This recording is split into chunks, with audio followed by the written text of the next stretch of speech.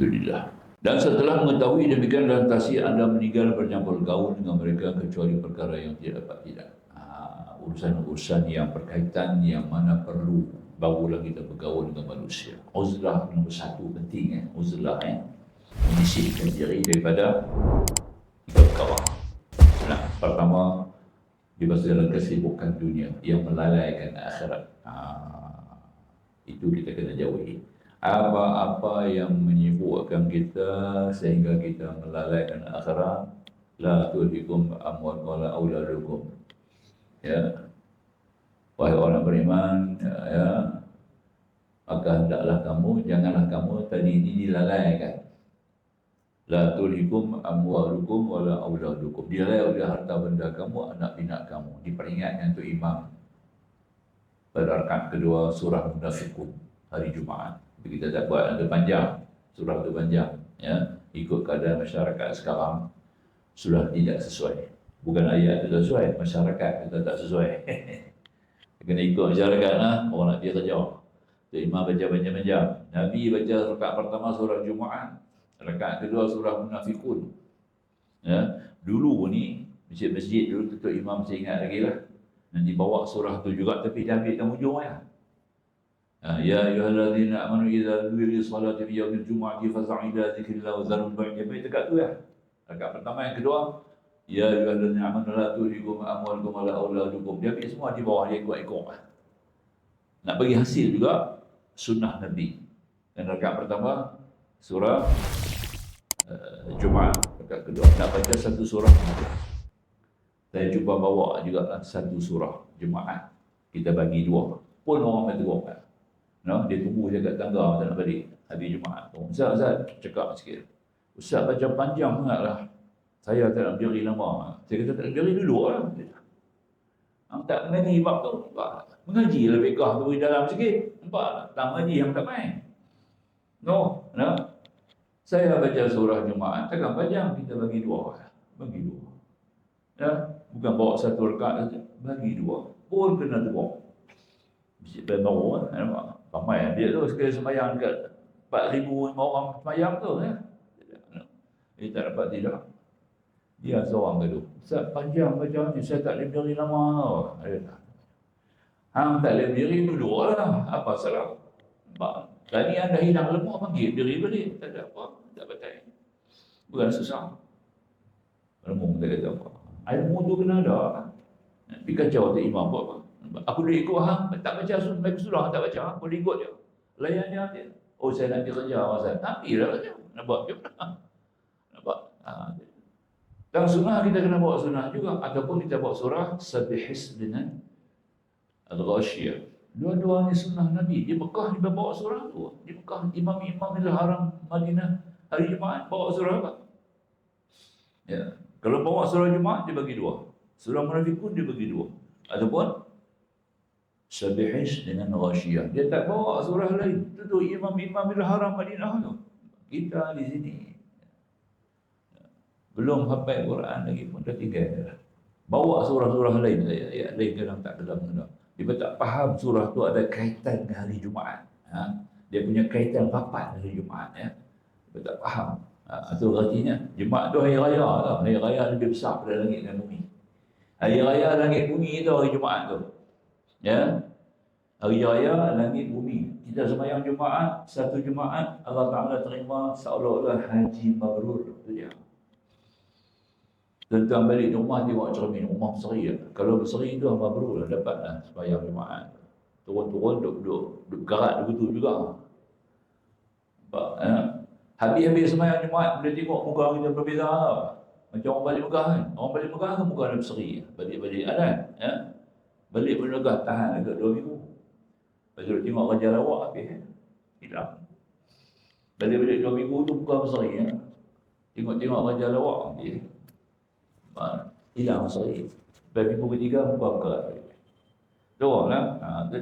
Tak jaga mata. Tak jaga telinga. Ya. Bergerak lah. Nampak lah ya. Jadi orang habis buat sembahyang Jumaat. Di dalam kitab sebut ni. Bukan saya kata mana ya. Habis selesai sembahyang Jumaat tu, mesti muka kita berbeza. Ada berseri lain. Nampak? Pasal dapat haji mabrur. Siapa yang Tuhan terima Jumaat dia, seolah-olah dia mendapat haji mabrur, tuan-tuan. Itu dia. Tu imam dengan makmum sendiri. Tidak. Balik rumah pergi tengok cermin. Kalau apa lagi. Ada boleh. InsyaAllah. Ini kenyataan yang sahih. Sebab hari Jumaat tu hari raya langit bumi. Jibril akan jadi muazzin. Jibril jadi muazzin.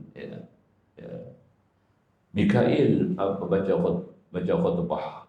Israfil jadi imam. Nampak tak? Tidak. Israel dah sebut. Israel dia sibuk.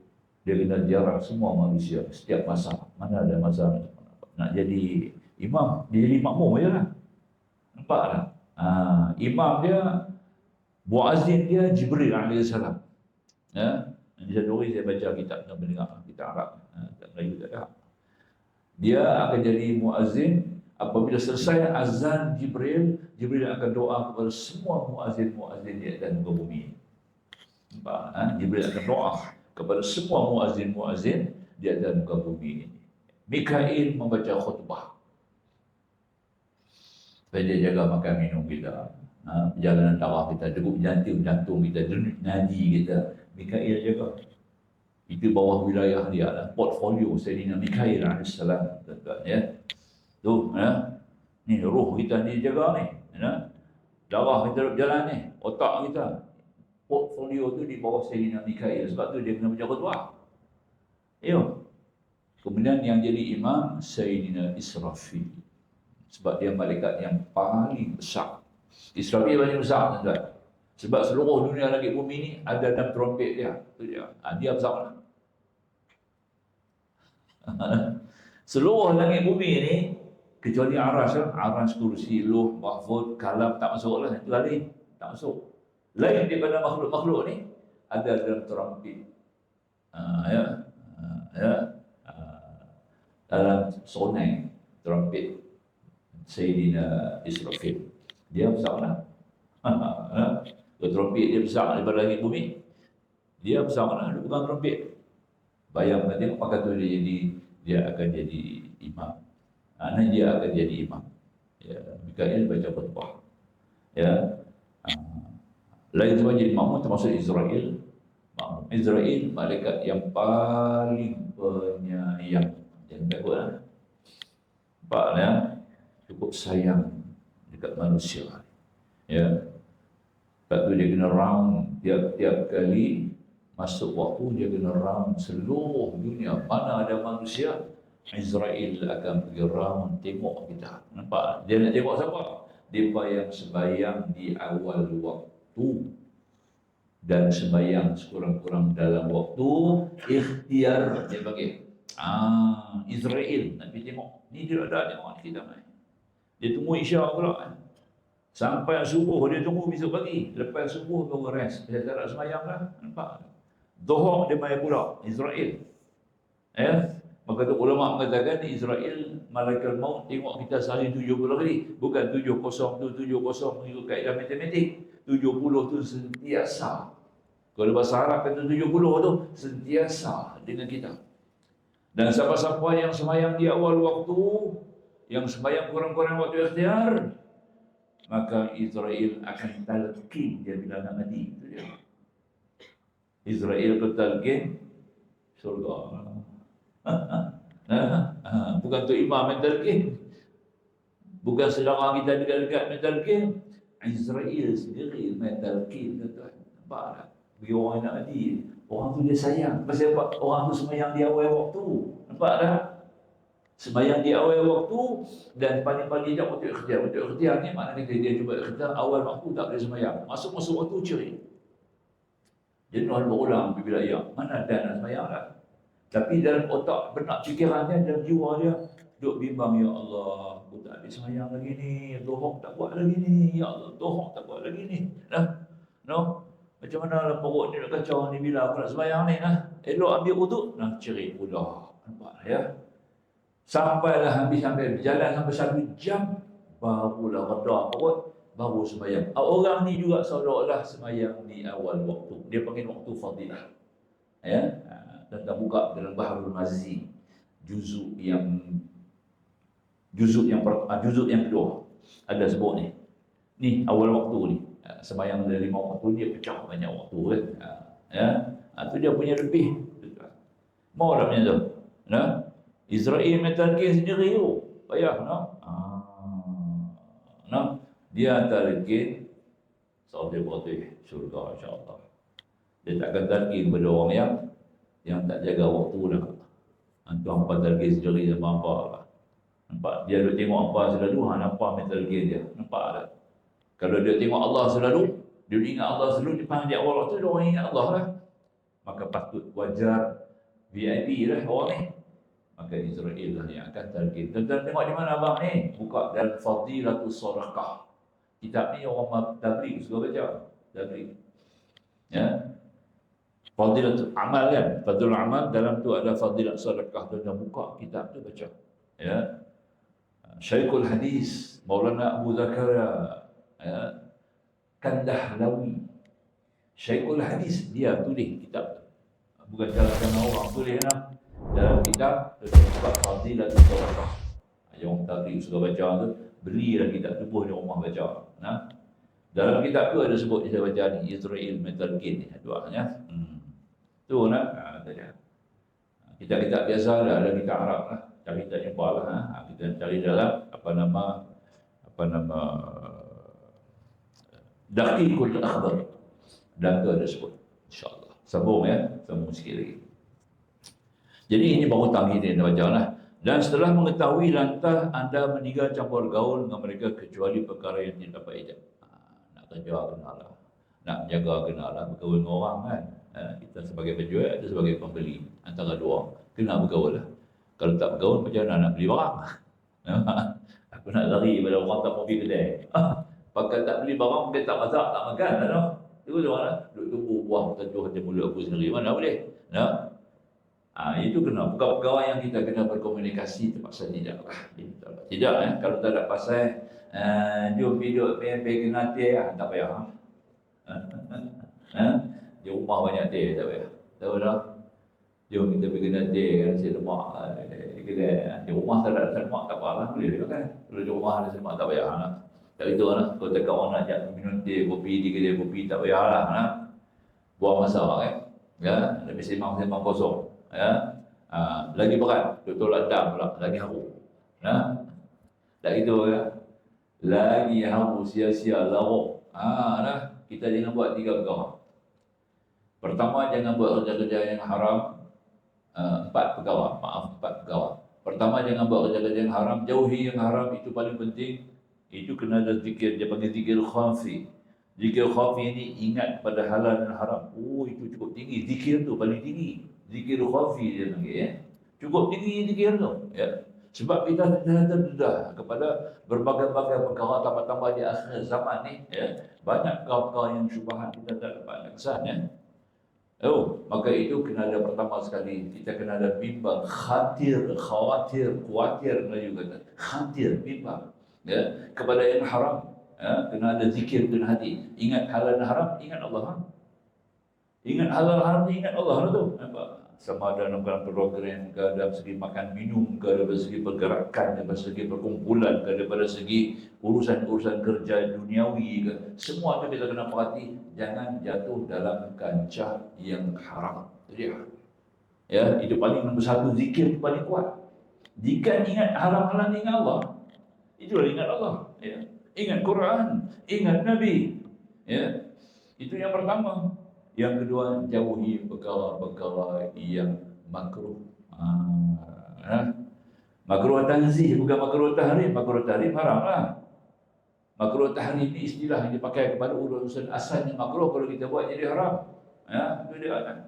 Rokok tu asalnya makruh, kita isap jadi haram. Nampak? Itu makruh tahrim namanya. Kena jauhi sebab ada tahrim. Makruh ni perkara yang berat kepada haram. Kalau kita buat dia dengan sengaja, jadi haram. Nampak? Tidak. Tapi ada rokok tak sengaja hisap, ada? Tak ada. Saya tak sengaja hisap rokok, ada? Tak ada kan? Sengaja. Haram lah. Bukan nak pergi mana lagi Benda haram tinggal, sampai orang balik pada Mekah. Lagi pun tinggal benda haram tu kejap 40 macam mana? Balik Mekah, pergi hisap rokok tak berhenti macam mana? Benda tu haram. Siapa betul? Ulama betul. Kalau ulama tak betul, cikgu ulama ni ikut siapa? Ikut ulama dalam semua. Kata ada masalah. Jadi kita kena faham benda haram. 2 makruh 3. Nombor 3, benda yang laghaw, sia-sia. Ini duduk dalam perkara-perkara yang harus. Harus tak boleh tinggal, kena buat. Bekerja, kita bernikah, kahwin, berkeluarga, semua tu harus. Tapi jauhi yang laghaw, sia-sia. Nikah, ada keluarga, tak dia pimpin anak isteri dia kepada jalan-jalan salihah. Tak dia pimpin anak isteri dia kepada jalan agama. Nikah tu laghaw, sia-sia. Nampak? Ya, boleh? Itu faham. Apa benda kita buat pun dia mesti ada kepada manfaat, tolak mudarat. Baru benda itu memberi manfaat, akan dia fikir. Tapi benda itu tak ada manfaat, lebih mudarat, dosa besar. Nampak? Kalau benda itu ada manfaat, ada juga dosa, itu juga dikira sebagai dosa.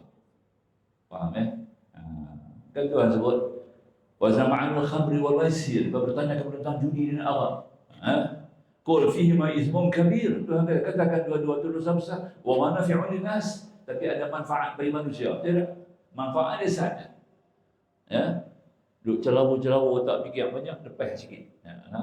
Ayam apa? Ayat kencing anjing. Bulldog apa kan marah. Ayat kencing anjing anjing hitam nama. Nampak? Dia hilang, dia punya hori bimbang tu sikit. Tak ni dah hilang bimbang, dia main balik. Nampak tak? Tegak-tegak nak mabuk saja hilang lah fikiran-fikiran buruk tadi. Hilang mabuk, main balik. Nampak tu betul kata, wa manafi'un linnas. Walaupun dia ada manfaat bagi manusia. Judi kan, main judi seronok. Menang. Seronok lah. Dalam menang tu, dia kaut sekali habis kalah semua. Dia pergi letak semua. Tamak tak hilang. Dia ada tamak. Nampak Dan menang sikit, taruh lebih. Maka tu ada manfaat sikit yang Quran sebut Jika bertanya kepada tentang arak dan judi, katakan kedua-duanya itu dosa besar dan beri manfaat kepada manusia, tapi dosa kedua-dua lebih besar pada manfaat. Nampak? Tuhan sebut. Nampak itu kita tak faham lah. Dia berkata dia tak dapat tidak. Kita kena faham begitu. Nombor 3, jangan buat benda laghaw. Pertama, jangan kita buat benda yang haram. Kedua, jangan buat benda yang makruh tahrim. Makruh tanzih pun janganlah. Makruh tanzih ni dia lebih banyak pada harus. Maka betul yang jorok. Itulah sampai belajar. Semua tu makruh tanzih, maka tak dapat pahala. Tapi hari ni kaji kata sampai belajar apa siapa kaji? Orang putih kaji. Orang putih, saintis kaji segala segala jorok, segala tempoyak, budu, apa semua tu bagus untuk kesihatan. Itu dia. Probiotik, dia ada probiotik untuk memberi kesihatan kepada perut. Itu dia. Dia kata orang Melayu dah advance daripada orang putih. Orang putih baru duduk cari ubat probiotik nak makan tapi orang Melayu dah advance awal dah. Dalam tempoyak, dalam budu, dalam perkasam sampai belacan ada probiotik, Masya Allah. Tapi yang tak tahan apa dah, dia punya bau tu bau petai, bau petai, bau jeri tak kita faham jeri ni kerah tak mau. Jeri kerah tak mau itu makna kita punya berat. Dia faham buah dia pandai. Jari ni bagi dia lari jauh ni. Kerah lagi teruk pada belacan. Kalau kerah kena belacan kan. Kalau kerah kena jeruk, kena apa? Kena ni jari lagi teruk. Dia lari. Kita ambil faham begitulah. Sambung Yang ketiga, yang keempat, yang ketiga jauhi yang laghaw, dan yang keempat jauhi yang syubhat. Yang ini bahaya, syubhat. Syubhat ni tuan-tuan, perkara yang tidak sahih, tidak belum tentu tentang halal dan haram. Satu benda yang tidak ada kenyataan, satu ketentuan tentang halal dan haram. Itu kita perlu pada bangsa kita di Indonesia ni, kita ada yakin anda halal yakin tu mengesahkan benda tu boleh makan. Nampak dan sah-sah pun dia jadi susah juga. Tak gitu lah. Sejurus dia dengar apa nama, sejurus baru ni ada upah-upah yang diharamkan, yang tarik balik dia punya apa, tanda halal. Itu kita bimbang lah, sebab dia ada masuk unsur-unsur najis dalam tu yang kita tak boleh, yang kita tak dapat kesan awal. Sebab ya, itu dia, itu di antara lah yang kita tadi ni sedikit tentang maklum lah tu lah. Jadi pegang kita ambil faham di sini. Jadi benda syubhat ni sama ada benda atau tempat. Mana-mana tempat yang kita rasa ada berbau unsur-unsur mudarat, unsur-unsur najis, unsur-unsur kekecohan, unsur-unsur rasuah, unsur-unsur riba, jauhi. Itu maksud syubhat. Ya, mana-mana apa-apalah yang kita jumpa barang ke kedai ke program ke kumpulan ke kesatuan apa-apalah. Kalau ada unsur-unsur yang 5 ni kita tinggal. Ada unsur-unsur riba dalam tu, ada unsur-unsur risuah dalam tu, ada unsur-unsur mudarat dalam tu, ada unsur-unsur yang membawa kepada kelegaan, lalai dalam tu, kita tinggal. Itu kita panggil syubhat. Orang yang tinggal syubhat dipanggil warak. Warak ni kita pakai hukum warak lah. Macam kita umur kita ni, umur dah atas, orang dah masuk baliak tu, dah sampai kepada dewasa, antaranya umur 25 ke atas. Sebab Nabi bila 25 dia bedah dada. Nabi ketika umur 25 dia bedah dada. Nampak ya? Dada. Ya, dia bedah dada buat kali kedua. Kali ketiga 40. Ketika Nabi terima surah Iqra. Kali keempat ketika Rasulullah sampai hijrah Rasulullah ke Madinah. Ya. Kali kelima ketika Rasulullah nak Isra Mi'raj. Itu 5 kali bedah dada Nabi tu. Bedah 5 kali. Bukan sekali. Ada pasal 5 kali tu. Kita pun ikutlah. Dia punya apa nama, sampai usia-usia untuk usuk macam tu, kita kena jaga sebut. Jadi tak dapat tidak apa nama, nak buang daripada sifat dalam diri kita tadi ini. Dan yang akhir sekali, yang kelima tadi ini, kita jauhi daripada perkara-perkara yang harus berlebihan. Nampak tak? Harus berlebihan ni, kulu washrabu wa la tusrifu. Makan minum tapi jangan lebih. Tuhan kata. Makan minum haram, Tuhan suruh. Kulu washrabu, makan minum. Wa la tusrifu, jangan lebih. Lebih itu masuk dalam perkara haram.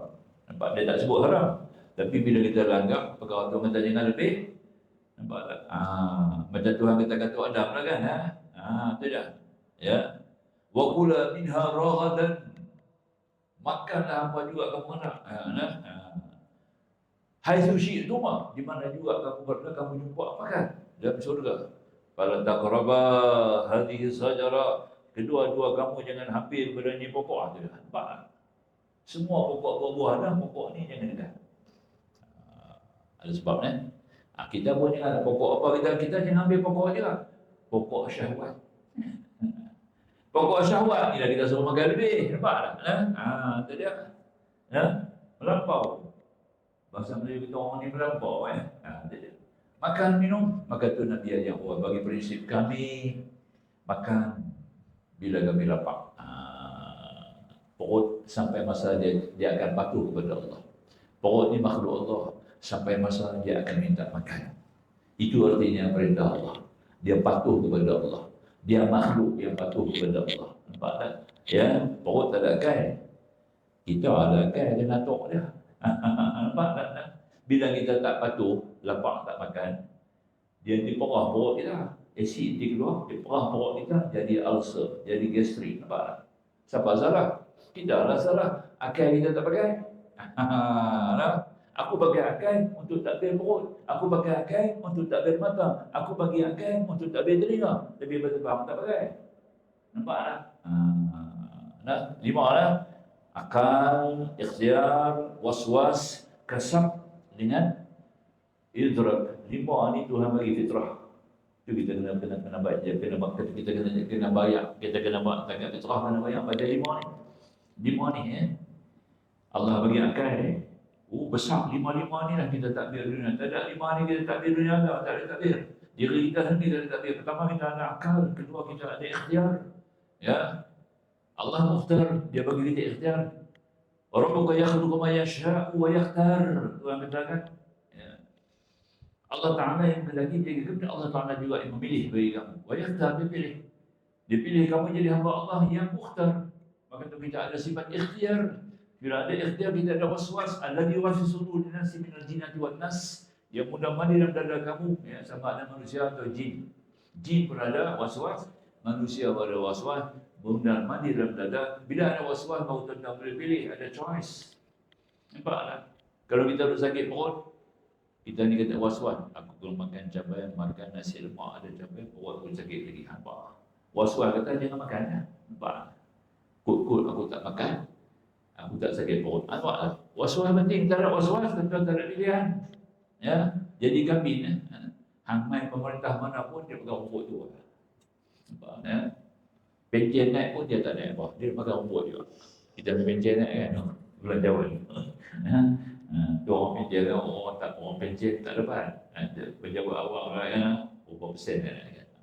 Tahun depan, bukan tahun ni. Tidak kan? Jadi kalau tak dapat tidak, kita ada pilihan, ada was-was, boleh pilih. Besok pagi pergi makan pagi ya. Nak makan roti canai ke, nak makan capati ke, ya, nak makan roti tulang goyang. Tak gitu. Kena ada was-was, tak ada was-was macam mana? Ikhtiar, suruh pilih yang mana sesuai. Akal ada ilmu. Ya. Kemudian kasrat, kita ada tangan, kita ada kaki, kita ada pergerakan, boleh jalan, nampak? Kita ada usaha, kita ada duit. Dan akhirnya idrak, ada kemahuan. Kemahuan boleh kabuh laut. No?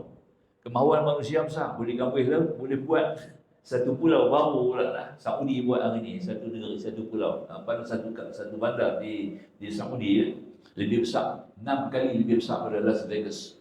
Ini Muhammad Salman yang kerja. Bandar tu bandar hiburan, Saudi Arabia, hiburan. Nampak tak? Pasal kononnya minyak dia nak beli. Mereka tak dapat tidak, dia nak ganti. Bagaimana nak dapat income ya? Negara, kita kena buat hiburan. Unsur-unsur hiburan kena perbanyakkan. Jadikan dia kena buatlah bandar-bandar besar untuk hiburan. Maka itu nak jadi hiburan, kita kena ubah dasar pemerintah. Kita tukar dasar pemerintah Saudi sekarang. Saudi bukan negara Islam. Tak. Kita tukar negara liberalisme. Dia kecauan. Ini Muhammad Salman yang kecauan. Jadi tak jadi. Projek dia tak jadi. Ada masalah. Masalah dengan cuaca, dengan apa semua. Katanya projek itu Allah tak izin. Nampak kan? Banyak orang berdoa kan. Ulama-ulama berdoa ni. Ya Allah, jangan bagi jadi. Ya? Dia punya tujuan yang cukup berat, buruk-buruk. Dia akan merosakkan negara Islam semua. Ya? Itu dia kan. Maka tak dapat tidak. Itu yang kita ambil faham. Jadi makanya kita ambil secara umum begitulah ya, dan akan beri manfaat, sikit lagi, kepada anda daripada kebaikan mereka. Sebaliknya anda menjauhi pula mara bahaya mereka. Seterusnya anda menjadikan persahabatan anda dengan Allah yang nanti anda tidak akan menanggung rugi kerana bersahabat dengan dia. Bersahabat dengan Allah ni disebut sebagai berbisnes dengan Allah. Itu bahasa dia kita guna ya. Berbisnes dengan Allah. Kita tak pakai bahasa tu, ulama-ulama Malaysia pakai. Kita orang Melayu Malaysia ni tak guna perkataan tu. Ulama-ulama daripada sampai jauh berbisnes dengan Tuhan. Ada kitab dia berkarang. Cantik. Ya. Sebab Allah sebut dalam surah Sah kan. Ya ayyuhallazina amanu la hal adullukum ya tijaratan tujikum min 'adzabin alim. Dia dalam surah As-Saf tersebut. Yang Tuhan, wahai orang beriman, adakah aku tunjuk kepada kamu tentang bagaimana kamu berniaga, ya, berurus niaga, ya, supaya kamu terhindar daripada azab yang berat. Tuhan sendiri ajak kita berniaga. Kita berbisnes dengan Allah. Kita berbisnes ni makna kata bila kita beli ada untung, kita beli dapat manfaat. Sama juga kita buat amal ibadat ada pahala. Itulah bisnes.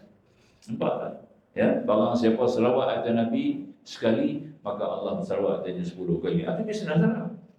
Nampak tak ya? Barang siapa bersedekah satu, sahih ada jihad sabilillah. Sahih Allah Taala ganti 700. Itu je. Ya, betul. Imam Syaukani buat keluar satu hadis lagi panjang ya. Barang siapa sedekah sahih untuk orang-orang miskin, dia dapat 10.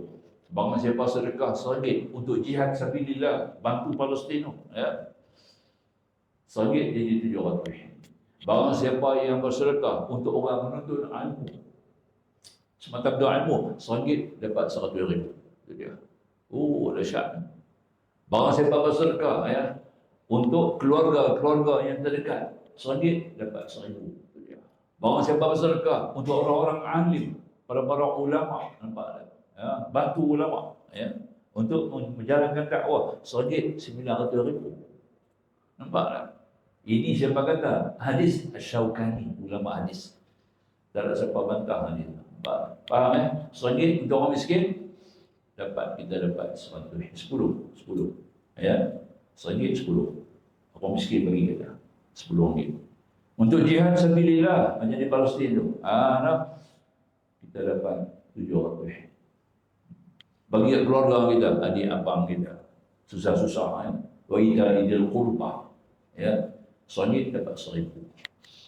Berbanding untuk orang tua ilmu, lebih belajar Ustaz.